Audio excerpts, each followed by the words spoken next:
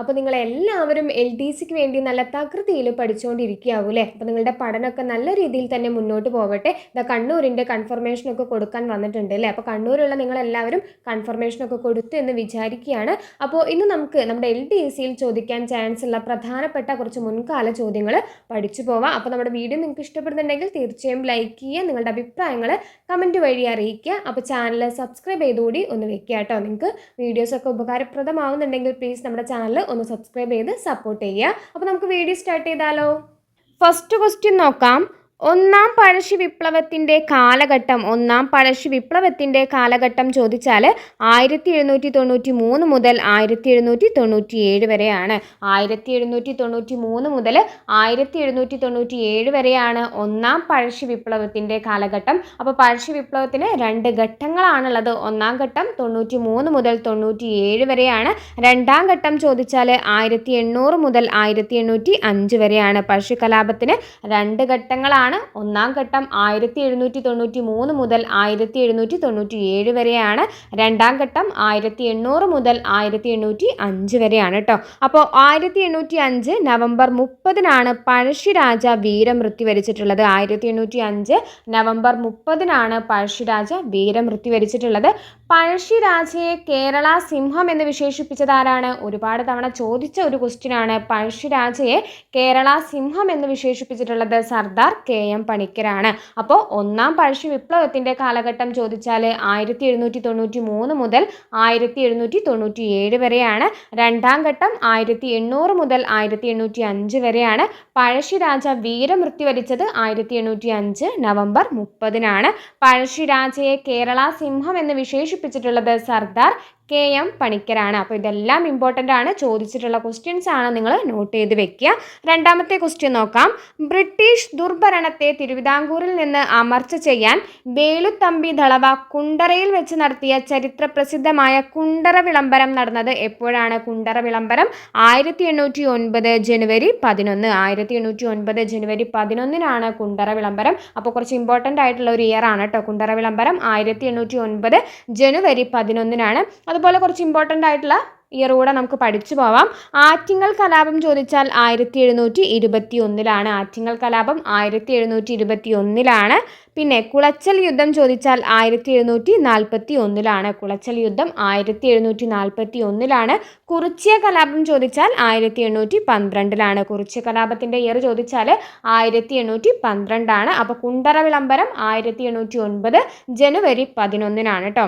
Next, ഇന്ത്യയിൽ ആദ്യമായി petroleum ഖനനം ചെയ്തത് എവിടെയാണ്? ഇന്ത്യയിൽ ആദ്യമായി പെട്രോളിയം ഖനനം ചെയ്തിട്ടുള്ളത് അസമിലെ ദിഗ്ബോയിലാണ്. അസമിലെ ദിഗ്ബോയിലാണ് ഇന്ത്യയിൽ ആദ്യമായി പെട്രോളിയം ഖനനം ചെയ്തിട്ടുള്ളത്.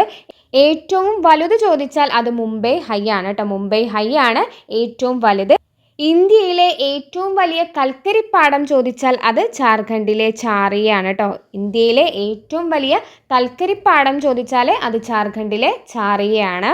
ഇന്ത്യയുടെ ധാതുക്കലവറ എന്നറിയപ്പെടുന്ന ഭൂപ്രകൃതി വിഭാഗം ഏതാണ്? ഇന്ത്യയുടെ ധാതുക്കലവറ എന്നറിയപ്പെടുന്ന ഭൂപ്രകൃതി വിഭാഗമാണ് ഉപദ്വീപീയ പീഠഭൂമി. ഇന്ത്യയുടെ ധാതുക്കലവറ എന്നറിയപ്പെടുന്ന ഭൂപ്രകൃതി വിഭാഗം ചോദിച്ചാൽ അത് ഉപദ്വീപീയ പീഠഭൂമിയാണ്.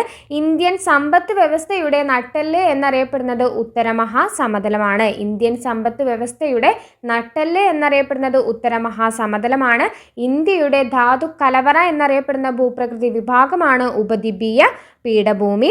ഊഷ്മാവ് അളക്കുന്ന യൂണിറ്റ് ചോദിച്ചാൽ അത് കെൽവിനാണ്. ഊഷ്മാവ് അളക്കുന്ന യൂണിറ്റ് ചോദിച്ചാൽ അത് കെൽവിനാണ്. ഓർത്തിരിക്കുക, ഊഷ്മാവ് അളക്കുന്ന യൂണിറ്റ് കെൽവിൻ.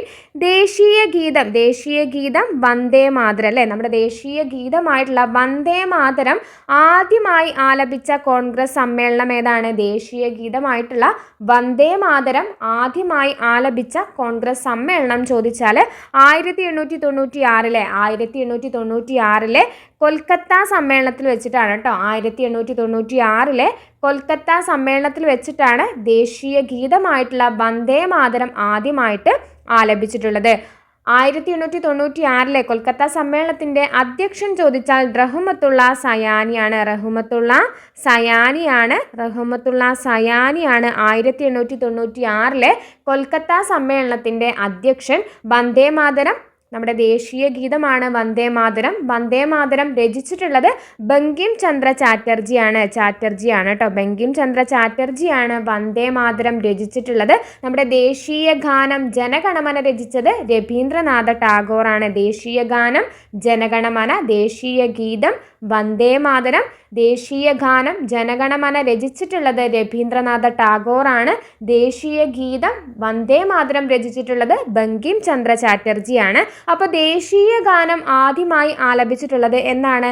ദേശീയ ഗാനം ജനഗണമന ആദ്യമായി ആലപിച്ചിട്ടുള്ള INC സമ്മേളനം ചോദിച്ചാൽ 1911 ഡിസംബർ 27-നാണ്. ഡിസംബർ 27-നാണ് ദേശീയ ഗാനം ജനഗണമന ആദ്യമായിട്ട് ആലപിച്ചിട്ടുള്ളത്. ദേശീയ ഗാനം ആദ്യമായി ആലപിച്ചിട്ടുള്ള INC സമ്മേളനമാണ് 1911.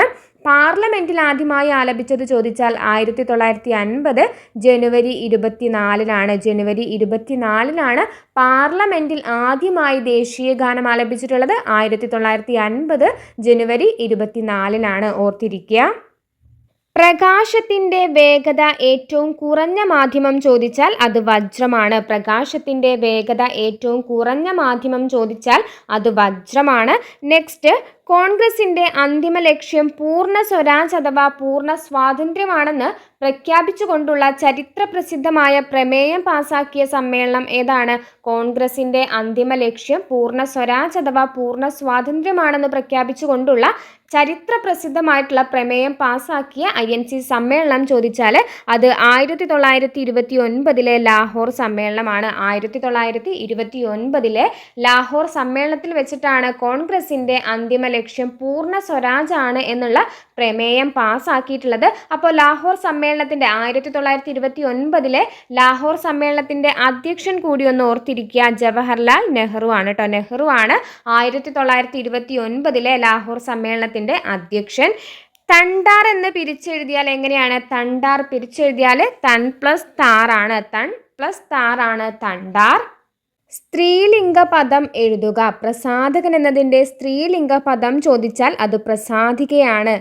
പ്രസാധകൻ എന്നതിൻ്റെ സ്ത്രീലിംഗ പദം ചോദിച്ചാൽ അത് പ്രസാധികയാണ്. അപ്പോൾ ഇന്ന് നമ്മൾ പഠിച്ചിട്ടുള്ളത് പ്രധാനപ്പെട്ട മുൻപ് ചോദിച്ചിട്ടുള്ള 10 പ്രീവിയസ് ഇയർ ക്വസ്റ്റ്യൻസ് ആണ്. ആ ഒരു ഇമ്പോർട്ടൻറ്റോട് കൂടി തന്നെ നിങ്ങൾ ഓരോ ക്വസ്റ്റ്യനും പഠിച്ചു പോവുക. അപ്പോൾ നമ്മുടെ വീഡിയോ നിങ്ങൾക്ക് ഇഷ്ടപ്പെട്ടാൽ തീർച്ചയായും ലൈക്ക് ചെയ്യുക. നിങ്ങളുടെ അഭിപ്രായങ്ങൾ കമൻറ്റ് വഴി നമ്മളെ അറിയിക്കുക. അപ്പോൾ ചാനൽ സബ്സ്ക്രൈബ് ചെയ്യുന്ന കാര്യം കൂടി ഒന്ന് പരിഗണിക്കുക കേട്ടോ. താങ്ക്